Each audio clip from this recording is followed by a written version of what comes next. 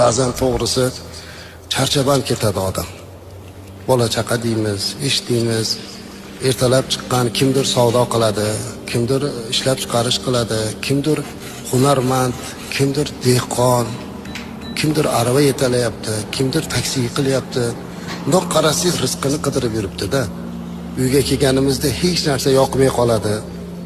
Bola chaqamiz gapi ham yoqmay qoladi. Charchadim deymiz. Ba'zan noliymiz charchaganimizdan.